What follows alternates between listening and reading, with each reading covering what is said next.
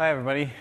Somehow I drew the short straw here and have the last presentation of the day, but hopefully I'll keep you with me for a few more minutes here. And I'd like to share some work that I did with Remy, a visiting student from the EPFL in Switzerland, and a supervisor, Dalana. And I'll dive right in. So what we wanted to focus on were buildings where we have multiple sources of heat. So say you have a gas boiler and you also have an air-to-water heat pump.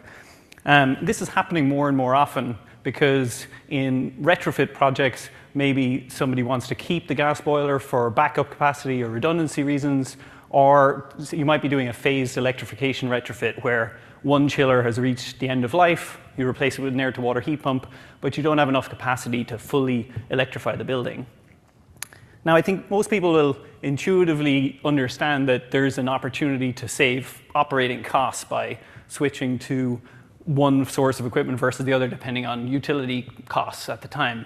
But what we wanted to dig into was the actual emissions reduction potential from doing this. So you might not have thought about this much, but a gas boiler has a certain amount of emissions right at the boiler, but an air-to-water heat pump has some emissions too, depending on the emissions of the electricity grid. It isn't happening at the building, but it's still going into the same atmosphere. So we wanted to quantify what is the potential emissions reduction from just choosing the lowest emitting equipment every hour of the year in lots of different locations.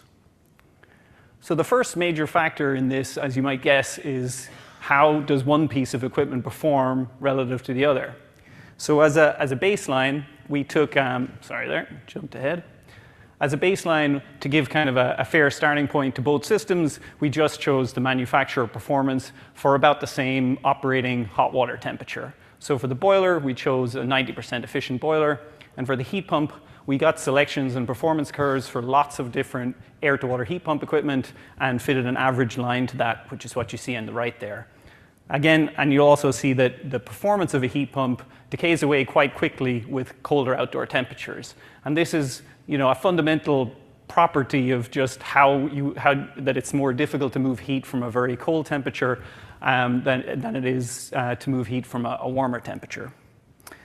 We also looked at a sensitivity analysis around those baseline assumptions. So what happens if we have a less efficient boiler? What happens if we have a less efficient air-to-water heat pump or a defrost penalty, which is the purple line there?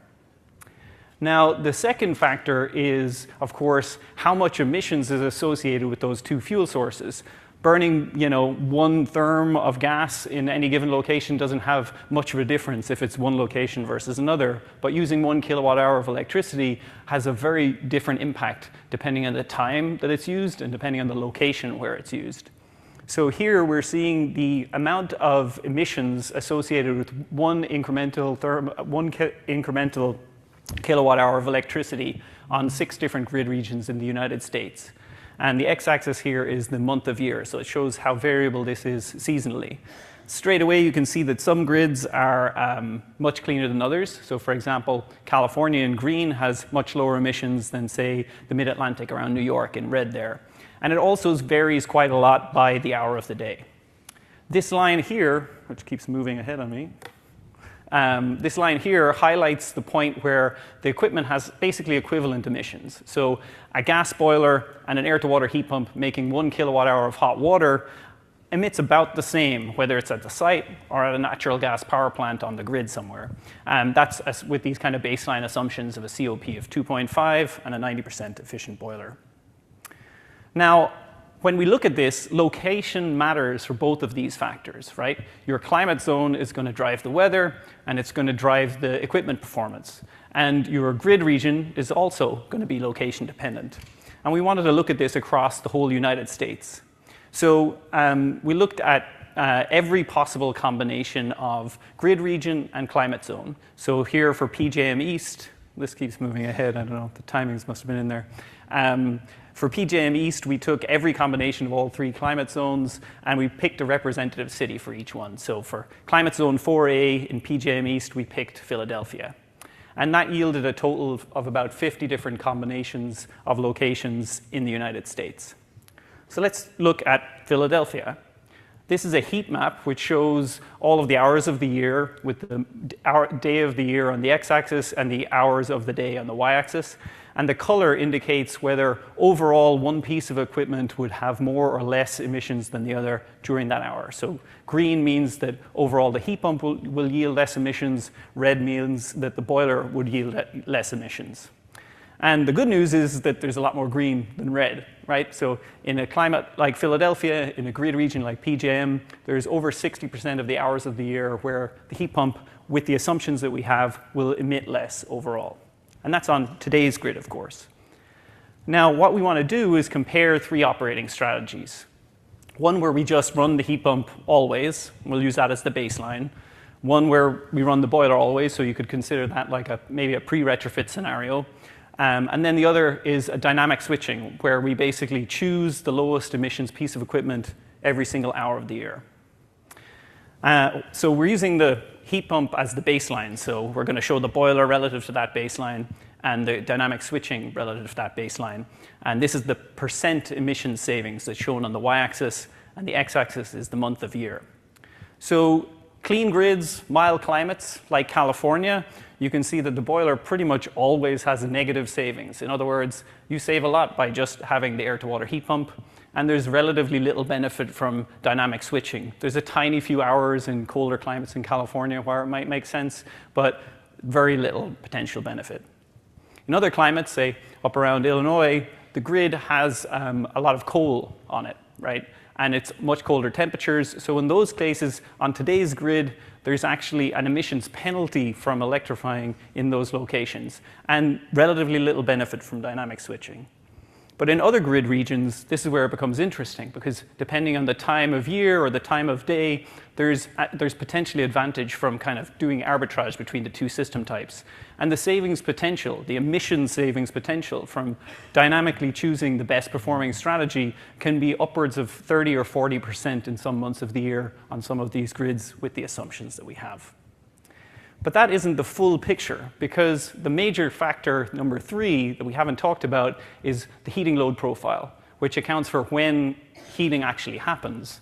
You might have a much more efficient system in the middle of the summer, but that doesn't really matter very much unless you're actually using heating in the summer. We have to weight those results by when heating is actually used. So to do that, we layered on measured heating loads. So we chose an office building in Philadelphia. And we have, if you remember from the previous slides, we have about 60% of the hours of the year where the heat pump would outperform the boiler. But when we layer on the fact that heating occurs in those winter months, unfortunately on today's grid, a heat pump would actually have more emissions than a gas boiler.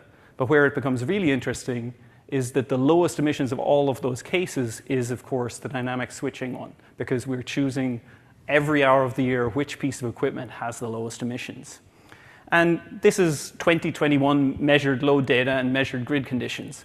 Not too much has changed on that grid in those 4 or 5 years, but of course it will hopefully change in the future if we meet our projected grid targets. And these pieces of equipment that we're looking at are there for 10, 20, or 30 years, so we really should be measuring these on a longer time frame.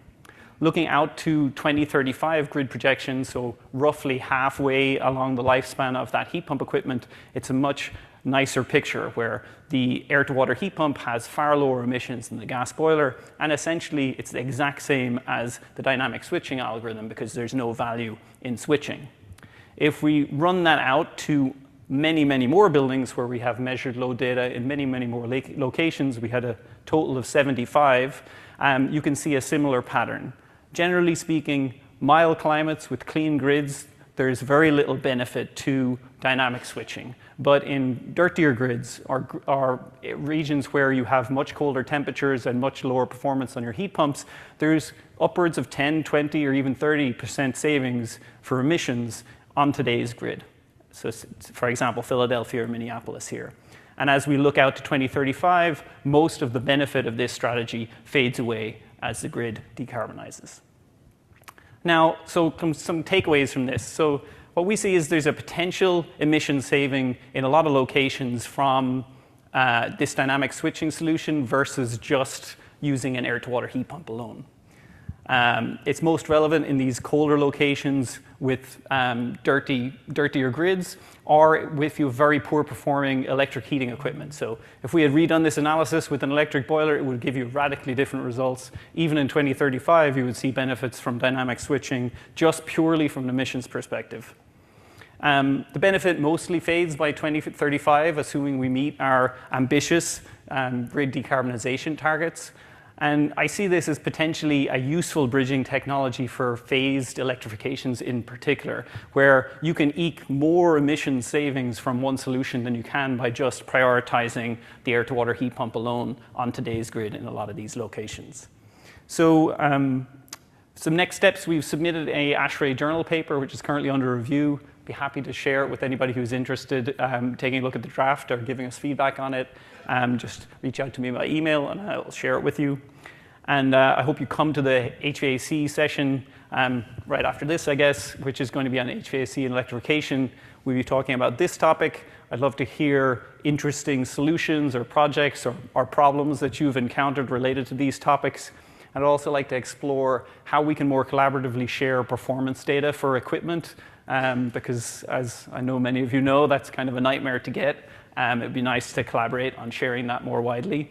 And last, a plug for our decarb tool, which Toby and Urwa have been working diligently on or pushing updates to all the time. We have a nice shiny new website here and documentation now. We're aiming for a beta release in another month or two. So if you have any feedback on that, you can do lots of these types of analyses in browser with either example data or data you upload yourself. So with that, I'll take any questions you have. Thank you.